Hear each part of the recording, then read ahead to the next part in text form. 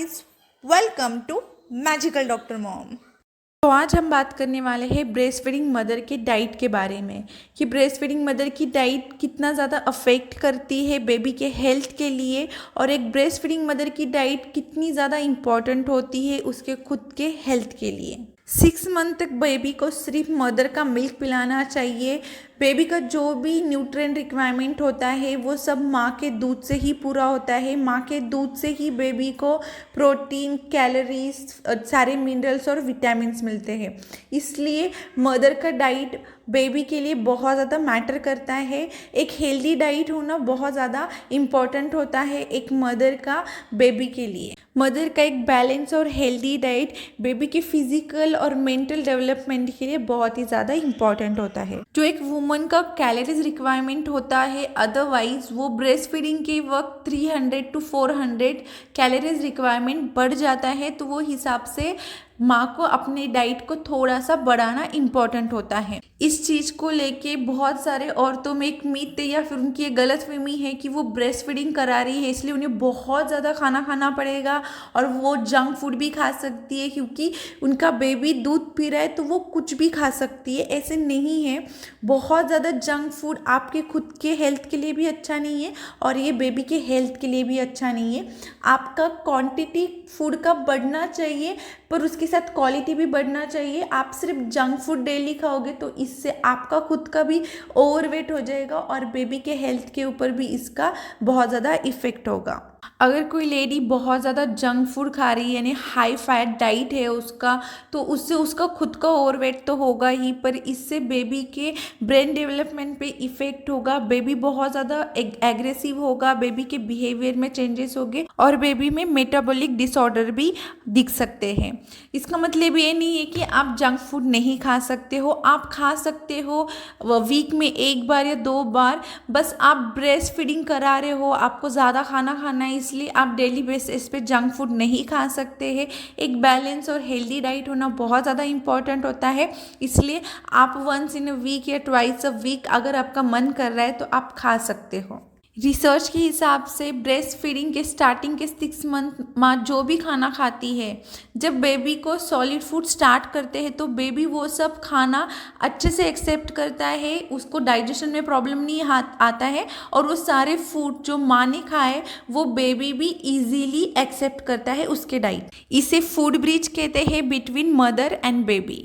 इसलिए मदर का डाइट बहुत ज़्यादा इंपॉर्टेंट होता है। ब्रेस्ट फीडिंग के वक्त मदर ने सब कुछ खाना चाहिए, ग्रीन वेजिटेबल्स खाना चाहिए, उसके डाइट में फ्रूट्स होने चाहिए, लेंटिल्स होने चाहिए। अगर वो नॉन वेजिटेरियन है तो उनके डाइट में एग, चिकन, फिश भी बहुत अच्छा रहता है क्योंकि इससे मैक्सिमम प्रोटीन रिक्वायरमेंट मदर का और बेबी का भी पूरा हो जाता है।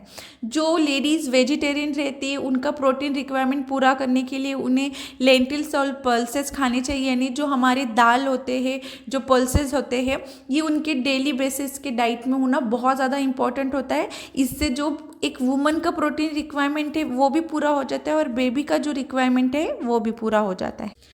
ब्रेस्ट फीडिंग के वक्त आयोडीन और कोलिन का रिक्वायरमेंट भी एक वुमन के बॉडी में बढ़ जाता है, इसलिए जो आयोडीन का रिक्वायरमेंट है वो एक सी फूड से पूरा होता है तो वो मैक्सिमम खाना चाहिए। पर जो वेजिटेरियन लेडीज़ है उनका रिक्वायरमेंट पूरा करने के लिए वो ग्रीन वेजिटेबल्स खा सकती है। ग्रीन वेजिटेबल्स में आयोडीन का सोर्स होता है। फ्रूट्स जैसे कि स्ट्रॉबेरी, पाइनएप्पल, कैनबेरीज, डेयरी प्रोडक्ट जैसे योगर्ट हो गया, पनीर हो गया, इन सब में आयोडीन होता है। और जो कोलिन होता है वो डेयरी प्रोडक्ट में होता है, बीन्स, पीस में, लेंटिल्स में होता है। तो ये सब कुछ आपके डाइट में थोड़ा बढ़ना चाहिए ताकि आपका आयोडीन और कोलिन का रिक्वायरमेंट भी पूरा हो। एक ब्रेस्ट फीडिंग मदर को दिन में 2 से 3 लीटर पानी भी पीना चाहिए क्योंकि जो मिल्क होता है ब्रेस्ट मिल्क उसमें 87 सिर्फ वाटर का क्वांटिटी होता है।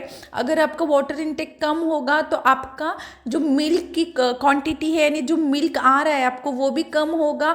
इससे आपको डिहाइड्रेशन भी हो सकता है, मसल क्रैम्प भी आएंगे, आपको फटीग भी होगा। इसलिए आपको वाटर इनटेक भी 2 से 3 लीटर होना चाहिए, नहीं कम नहीं होना चाहिए। जितना आप हमेशा से पी रहे तो उससे चाहे तो आप 1 गिलास ज़्यादा पियो पर कम मत करना, वरना आपका जो मिल्क का क्वालिटी है उस पर भी इफेक्ट होगा और आपके खुद के लिए भी ये प्रॉब्लम क्रिएट कर सकता है। तो एक बैलेंस और हेल्दी डाइट सिर्फ बेबी के लिए नहीं बल्कि माँ के खुद के हेल्थ के लिए भी बहुत ज़्यादा इम्पॉर्टेंट होता है, क्योंकि ऑलरेडी प्रेगनेंसी और जो डिलीवरी होता है उसके बाद एक वुमन की बॉडी काफ़ी वीक हो जाती है। उसकी इमीडिएटली कोलोस्ट्रम के फॉर्म में और फिर दूध के फॉर्म में उसके बॉडी से काफ़ी न्यूट्रिएंट लॉस होता रहता है। इसलिए एक वुमन के खुद के बॉडी के लिए एक हेल्दी और न्यूट्रिएंट डाइट बहुत इंपॉर्टेंट होती है।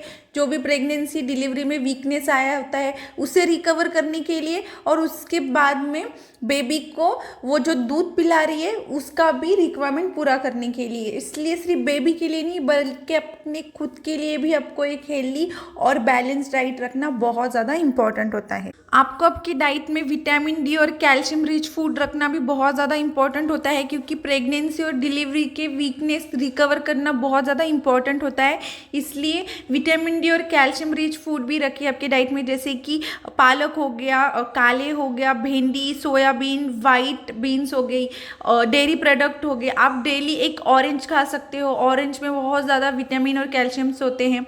तो ये सारी चीज़ें आप आपके डाइट में रखिए, क्योंकि प्रेगनेंसी और उसके बाद डिलीवरी का वीकनेस के इमीडिएटली आप ब्रेस्ट फीडिंग स्टार्ट करते हो और ब्रेस्ट फीडिंग के जो स्टार्टिंग के 1 से 2 दिन में जो मिल्क आता है जिसे कोलोस्ट्रम कहते हैं, उसमें आपका बहुत ज़्यादा न्यूट्रिएंट लॉस होता है और उसके बाद आप कंटिन्यूसली ब्रेस्ट फीडिंग स्टार्ट करते हो तो आपके बॉडी से भी बहुत ज़्यादा न्यूट्रिएंट लॉस होता रहता है।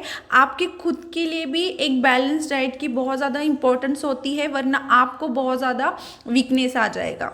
अब बात करते हैं कि ब्रेस्ट फीडिंग करते वक्त आपको कौन से चीज़ों को खाना अवॉइड करना है। तो फर्स्ट है सी फूड। आपको वो सी फूड नहीं खाना है जिसमें मर्क्यूरी लेवल बहुत ज़्यादा होता है। अगर आपको खाना भी है तो आप बहुत ज़्यादा पोर्शन मत खाइए, वरना आपके मिल्क के थ्रू बेबी को वो मर्क्यूरी जाएगा। तो अगर आपको खाना भी है तो उसका पोर्शन कम कीजिए, बहुत ज़्यादा क्वान्टिटी में मत खाइए। सेकेंड है कैफ़ीन। बहुत सारे वुमेन्स को प्रॉब्लम होती है कि ब्रेस्ट फीडिंग के वक्त वो कॉफ़ी नहीं पी सकती, तो आप पी सकते हो, पर दिन में 2 से 3 कप से ज़्यादा आपको कैफ़ीन नहीं लेना होता है, वरना आपके मिल्क के थ्रू ये बेबी को ट्रांसफ़र होगा। थर्ड है अल्कोहल। अल्कोहल भी सेम है, आप वंस इन अ मंथ या वंस इन अ वीक कभी तो ले सकते हो, पर आपको डेली बेसिस पे अल्कोहल लेना भी अवॉइड करना बहुत ज़्यादा ज़रूरी होता है। फोर्थ है सिगरेट स्मोकिंग। अगर सिगरेट स्मोकिंग आप करोगे तो इससे आपके क्वांटिटी ऑफ मिल्क के ऊपर थोड़ा सा इफ़ेक्ट करेगा, आपका मिल्क प्रोडक्शन थोड़ा सा कम हो सकता है। फिफ्थ है मेडिसिन। आप कोई भी मेडिसिन लेने के पहले आपके डॉक्टर को पूछ के लीजिए, क्योंकि बहुत सारे मेडिसिन आपके मिल्क के थ्रू बेबी को ट्रांसफ़र होते हैं। इसलिए कोई भी मेडिसिन अपने मन से मत लीजिए विदाउट डॉक्टर को कंसल्ट किए। तो बहुत सारी लेडीज़ में ये मिसअंडरस्टैंडिंग होती है कि वो ब्रेस्ट फीडिंग के वक्त जंक फूड नहीं खा सकती, कैफीन नहीं ले सकती या अल्कोहल नहीं ले सकती, इसलिए वो ब्रेस्ट फीडिंग को स्किप करा के बेबी को फॉर्मूला मिल्क चालू करते हैं। तो ये एक मीथ है, आपकी मिसअंडरस्टैंडिंग है। आप जंक फूड भी ले सकते हो, कैफीन भी ले सकते हो, ये सब बस आपको एक मॉडरेट अमाउंट में लेना है। आप आपका लाइफस्टाइल भी इंजॉय कर सकते हो और ब्रेस्ट फीडिंग भी करा सकते हो, बस आपको क्वांटिटी के ऊपर ध्यान रखना है। तो आप ब्रेस्ट फीडिंग कराइए, ये आपके लिए खुद के लिए भी अच्छा है और बेबी के हेल्थ के लिए भी अच्छा है। और ब्रेस्ट फीडिंग या लैक्टेशन रिलेटेड आपके कोई भी क्वेश्चंस होंगे तो आप वो मुझे कमेंट बॉक्स में पूछ सकते हो। आपको मेरा वीडियो कैसे लगा ये कमेंट बॉक्स में जाके मुझे ज़रूर बताइए। तो प्लीज़ मेरे चैनल को लाइक कीजिए, शेयर कीजिए, सब्सक्राइब कीजिए और बेल नोटिफिकेशन को जाके क्लिक कीजिए ताकि न्यू वीडियोज़ आने पे आपको पता चले। Have a good day. Thank you for watching.